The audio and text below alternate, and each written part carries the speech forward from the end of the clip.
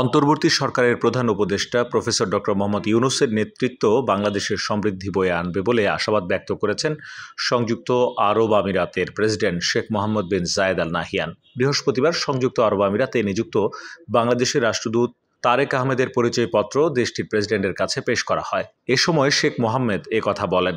আবুধাবির বাংলাদেশ দূতাবাসের এক সংবাদ বিজ্ঞপ্তিতে এসব কথা বলা হয়েছে। এতে বলা হয়, সংযুক্ত আরব আমিরাত সরকারের উদ্যোগে নবনিযুক্ত রাষ্ট্রদূতের পরিচয়পত্র পেশ উপলক্ষে একটি আনুষ্ঠানিক অনুষ্ঠানের আয়োজন করা হয়। এই সময় বাংলাদেশের রাষ্ট্রদূতের পরিচয়পত্র পেশ করা হয়। এক সংক্ষিপ্ত মতবিনিময়ের সুযোগে দেশটিতে বসবাসরত প্রবাসী বাংলাদেশিদের প্রতি সদয় অনুভূতির জন্য রাষ্ট্রদূত তারেক আহমেদ কৃতজ্ঞতা প্রকাশ করেন।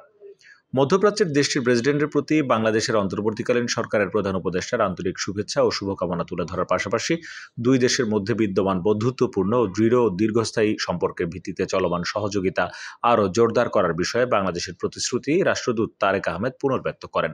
উভয় দেশের জনগণের জন্য শান্তি কামনা করে শেখ মোহাম্মদ সাগ্রহে আশাবাদ ব্যক্ত করেন যে প্রধান উপদেষ্টা প্রফেসর মোহাম্মদ ইউনূসের নেতৃত্ব বাংলাদেশের জন্য সমৃদ্ধি বয়ে আনবে।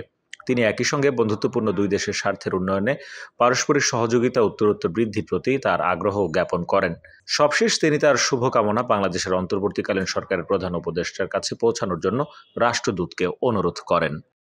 আপনার স্বপ্নগুলো আকাশ ছুবে প্রবাসীর হেলিকপ্টারের মাধ্যমে। বিয়ে, জন্মদিন অথবা যে কোনো বিশেষ প্রয়োজনে হেলিকপ্টার ভাড়া করতে যোগাযোগ করুন স্ক্রিনে দেয়া নাম্বারে। প্রবাসীর হেলিকপ্টার, নিরাপদ ও সাশ্রয়ী বাহনের বিশ্বস্ত নাম।